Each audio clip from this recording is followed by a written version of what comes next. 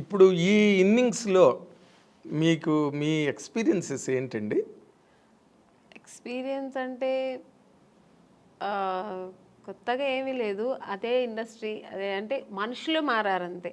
అప్పుడు ఉన్న డైరెక్టర్స్ లేదు, అప్పుడున్న ప్రొడ్యూసర్స్ లేదు, అప్పుడున్న ఆర్టిస్టులు ఏమో అప్పుడప్పుడు తగులుతుంటాం మనం. ఇప్పుడు జగపతి బాబు గారిని కలుస్తుంటాం. అప్పుడు ఏదైనా సినిమాలో రాజేంద్ర ప్రసాద్ గారు, నరేష్ గారు, ఇలాగా నేను చేసిన హీరోస్ అందరితో ఇప్పుడు మళ్ళీ ఆ మదర్ క్యారెక్టర్స్ చేసేటప్పుడు వాళ్ళ పక్కన అలా చేసే అవకాశం దొరుకుతుంది కాబట్టి వాళ్ళతో అలా మీట్ అవుతుంటాం. మళ్ళీ రోజా గారు ఈవెంట్స్లో కలిశాను, ఇంద్రజ, మీనా గారు, ఇలాగా సీనియర్ యాక్టర్స్ రాధిక గారు ఏదో ఒక ఈవెంట్లో మాట్లాడకపోయినా అట్లీస్ట్ చూస్తాం. ఇలా ఉంది తప్ప మిగతా ఏమి ఎక్స్పీరియన్స్ ఏముందంటే అప్పట్లో ఉన్న ఎక్స్పీరియన్స్ వేరు, ఇప్పుడు ఉన్న ఎక్స్పీరియన్స్ కాదు ఇది. ఇది కొత్తగా నేర్చుకోవాల్సిందని చాలా ఉంది ఇప్పుడు ఉన్న ఇండస్ట్రీలో. ఏంటి కొత్తగా అంటే అప్పట్లో మేము యాక్టింగ్ అనేది యాక్ట్ చేసి చూపించాలి. కొందరు డైరెక్టర్స్ న్యాచురల్ యాక్టింగ్, కొందరు డైరెక్టర్స్ కమర్షియల్గా నువ్వేం చేస్తావు అది అలా ఉండేది. ఇప్పుడు డైరెక్టర్స్ ఏంటంటే యాక్టింగ్ చేయదంటున్నారు, చాలా న్యాచురల్గా. అంటే ఇట్స్ గుడ్, బాగుంది. ఎందుకంటే ఓవర్ యాక్ట్ చేసి చేతులు ఇలా ఇలా అనేసి ఓవర్ డైలాగ్స్, పెద్ద పెద్ద డైలాగ్స్ అంతా లేదు ఇప్పుడు. చాలా స్వీట్ అండ్ షార్ట్ అండ్ స్వీట్గా చిన్న డైలాగు దాన్ని చక్కగా మన ఫేస్లో ఎక్స్ప్రెషన్స్తో చెప్పాలి ఇప్పుడు. అది నాకు కొత్త ఎక్స్పీరియన్స్. అంటే అప్పట్లో నేను ఒక బాపు గారు, కె విశ్వనాథ్ గారు సినిమాలో అలా ఎప్పుడో మనకు పండగ పబ్బాలు వచ్చినప్పుడు ఎలా మనకు కొత్త రకంగా ఉంటుందో అలాగా నాకు వాళ్ళ సినిమాలు చేసినప్పుడు మనకు అనిపిస్తుంది. రెగ్యులర్గా సినిమాలు వేరు. అవును, ఇప్పుడు మన బాబు గారు సినిమా చేసినప్పుడు ఒక స్పెషల్ ఉంటుంది, కె విశ్వనాథ్ గారు ఒక స్పెషల్ ఉంటుంది, కె రాఘవేంద్ర గారు, దాసరి నారాయణరావు గారు సినిమాలు ఇలా ఒక్కొక్కరు ఒక్కొక్క టేస్ట్ ఉంటుంది, ఒక్కొక్క స్కూల్ ఉంటుంది వాళ్ళకి. సో అవి నేర్చుకుంటుంటాం. ఇప్పుడు అలా కదా ఆల్ డైరెక్టర్స్ ఇలా ఒకేలాగా ఇలాగే లేదు మేడం, ఇలాగే ఉండాలి. యాంగిల్స్ కూడా వాళ్ళు చూసారండి, ఇప్పుడున్న డైరెక్టర్స్ అందరూ ఒకేలాగే ఈ యాంగిల్స్ పెట్టడం, లాంగ్ షాట్ తీయడం, మళ్ళీ క్లోజప్ తీయడం, మళ్ళీ సేమ్ డైలాగ్ని సజెషన్ చేయడం. సో అది వాళ్ళు ఇప్పుడు అలా తీస్తారేమో మాకు తెలియదు. అంటే నాకు డైరెక్షన్ గురించి అవగాహన లేదు, నాకు నాలెడ్జ్ లేదు, బట్ తెలుస్తుంది నాకు ఓ రకంగా ఎక్స్పీరియన్స్. అందరూ ఒకే రకంగా ఇప్పుడు చేస్తుంటారు. మనకు అప్పట్లో వేరు, ఇప్పట్లో వేరు. చేసే ఆ డైరెక్షన్ కానీ, మేకింగ్ కానీ, కెమెరా మేకింగ్ కానీ, ఇవన్నీ మనకు ఆ లైటింగ్స్ కానీ ఇవన్నీ కొత్తగా ఉన్నాయి. సో ఇప్పుడు దీనికి అలవాటు పడిపోయాం. అంతేనా? అంతే. కాదంటే మామూలుగా అప్పటికి అదేలాగా మానిటర్ మాకు అప్పుడు లేదు. పర్ఫెక్షన్ మనం ముందే చేసుకోవాలి. అన్నీ ఆల్రెడీ మనం అన్నీ చేసుకుని టేక్ అన్నప్పుడు ఒక్క టేక్ ఎప్పుడైనా చాలా కష్టం, పెద్ద డైలాగ్స్ ఏదైనా కొంచెం ఎక్స్ప్రెషన్స్ కష్టం ఉన్నప్పుడు సెకండ్ టూ టేక్స్ అలా తీసుకున్నాం. చాలా రేరు ఆర్టిస్టులు అందరూ ఒక 4-5 టేక్స్ తీసుకోవడం అంటేనే మాకు నర్వస్ అయిపోతుంటుంది. రెండో టేక్ అనేప్పటికి అమ్మో బాబాయ్ ఏంటి రెండో టేక్ తీసుకున్నాం అండి. ఇప్పుడు అలా కాదు, అసలు వాళ్ళు రిహర్సల్ చూడట్లే. ఏ డైరెక్టర్ సరే రెడీ మేడం ఇచ్చారా ఓకే డైలాగ్ చూసుకున్నా ఆ టేక్ వెళ్ళిపోదాం మేడం అంటున్నా. అంటే మేము ముందు ప్రిపేర్ మేము అయిపోవాలి, లేదంటే ఏం తీస్తున్నారో మనకు తెలియదు. ఒకసారి చూసుకోవడం కానీ, మన ప్లేసెస్ ఎక్కడుంటాయి, మా యాంగిల్స్ ఎలా వస్తాయి, లైటింగ్ ఎలా పడుతుంది, ఇవన్నీ ఏమి ఇప్పుడు చూసుకోవట్లేదు. అంటే వాళ్ళకు కాన్ఫిడెంట్ బాగా వస్తుంది అని. సో మనం ఆర్టిస్ట్ అలా ఉండలేము. ముందే మనం వాళ్ళు ఏం చేస్తారో మనం తెలుసుకొని దానికి తగినట్టుగా. ఇప్పుడు అప్పుడు రిహార్సల్ ఎక్కువ ఉండేది, టేక్ తక్కువ ఉండేది.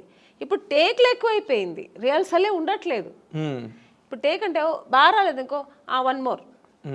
ఎందుకంటే డిజిటల్ కదా, వాళ్ళకి ప్రాబ్లం లేదు, ప్రాబ్లం లేదు కదా, ఆ టెన్షన్స్ వాళ్ళకి లేదు. బట్ మాకేమనిపిస్తుంది ఒక టేక్ రెండో టేక్ అప్పట్లో ఉన్న ఆర్టిస్టులు అందరికీను ఒకసారి అన్నీ పక్కా చూసుకొని ఒకే టేక్ చేసేయచ్చు కదా. మళ్ళీ ఎందుకు చేస్తారు? ఇప్పుడు ఒక ఎమోషనల్ అని మళ్ళీ చేస్తే రాదండి. అవును, పక్కా చూసుకొని ఒకసారి చేస్తేనే ఆ డెప్త్ ఒక్కసారే బాగుంటుంది, మళ్ళీ చేస్తే బాగుండదు.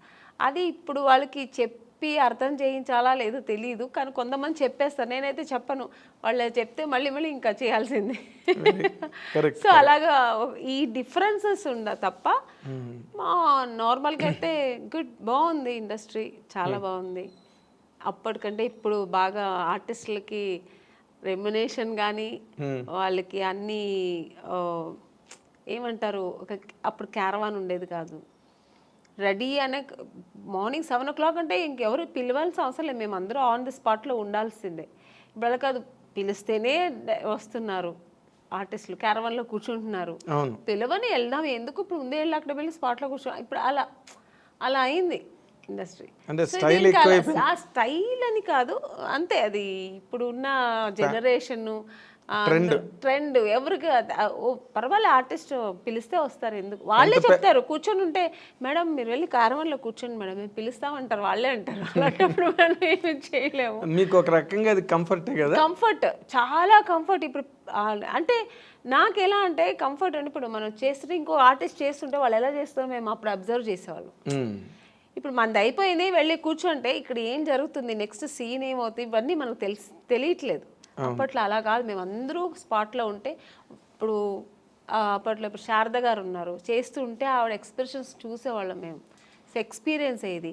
కాసేపు కూర్చొని మాట్లాడితే వాళ్ళ ఎక్స్పీరియన్స్ మనతో చెప్పుకునేవాళ్ళు.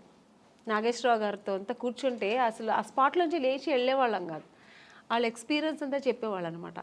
సో అది మాకు చాలా నేర్చుకోవడానికి, మనకు ఆ టైమింగ్స్ బాగుండేది. అది ఒక స్కూల్ లాగా ఉండేది, ఒక ఫ్యామిలీ లాగా ఉండేవాళ్ళు. సో అవంతా ఇప్పుడు లేదు, దాని గురించి ఎవరు టెన్షన్ కూడా అవ్వట్లేదు, పెద్ద సీరియస్గా తీసుకోవట్లేదు. వచ్చాం మా పని మనం చేసుకుని వెళ్ళిపోతుంటాం అన్నట్టు. సో ఇప్పుడు మేము కూడా దానికి అలవాటు, కొంచెం కాదు మామూలుగానే అలవాటు అయింది. కానీ విచిత్రంగా అనిపిస్తుంది కదా.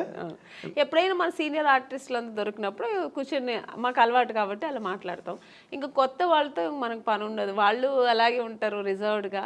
ఇంకా వాళ్ళ పనులు చేస్తే మనం ఆ పనులు చేస్తాం. అంటే వాళ్ళ జనరేషన్ వాళ్ళతో వాళ్ళ జనరేషన్ వాళ్ళతో కలిసి మెలిసి బాగుంటారు. ఇంకా మనం దాన్ని ఫీల్ అవ్వకూడదు, ఏమీ లేదు. సరే అంతే. ఇంకా ఇప్పుడు ఇంకోటి వచ్చింది సార్, ఫోన్స్. ఎవరు లేకపోతే ఫోన్లో కూర్చుంటారు, ఇంకా అదే వాళ్ళ ఫ్రెండ్ వాళ్ళ మమ్మీ డాడీ అన్నీ అదే, ఇంకా షార్ట్ అయిపోతే ఇంక ఫోన్లో కూర్చుంటారు. ఇక్కడ ఏం జరుగుతున్నదో ఏం తెలియదు. అక్కడ షార్ట్ అయిపోయి ఇంకా వాళ్ళు ఎలా చేస్తున్నారు అవన్నీ ఫోన్లో కూర్చుంటారు. ఇప్పుడు ఇలా అయిపోయింది అంతే. ఎవరిని ఇక్కడ తప్పు చెప్పడానికి లేదు, ఆ అట్మాస్ఫియర్ అలా, ఎన్విరాన్మెంట్ అలా అయిపోయింది మనకు. దానికి తగినట్టుగా మనం కూడా వెళ్ళిపోతున్నాం.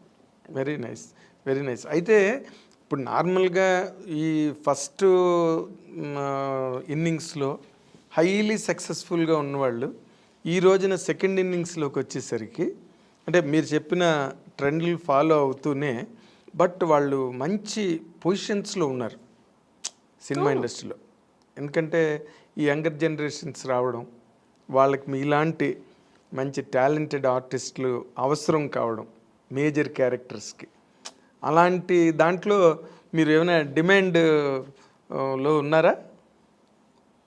మిగతా ఆర్టిస్ట్ గురించి నాకు తెలియదు, నేనైతే ఏమీ డిమాండ్స్ లేదు. ఎప్పుడు ఆమెని అంటే నో డిమాండ్, ఎప్పుడు అంతే. హీరోయిన్గా ఉన్నప్పుడు అంతే, ఇప్పుడు అంతే. క్యారెక్టర్ వింటాను, నచ్చితే ఓకే బాగుంది చేస్తాను. అలాగే నా డిమాండ్స్ ఏమి లేదు, నా గురించి తెలుసు ఇండస్ట్రీలో. వాళ్ళు నేను అడగకముందే ఒక సీనియర్ ఆర్టిస్ట్ అని ఆ రెస్పెక్ట్ అందరికీ ఉంది ఇప్పటికీ. ఆ రెస్పెక్ట్ నాకు ఇస్తారు.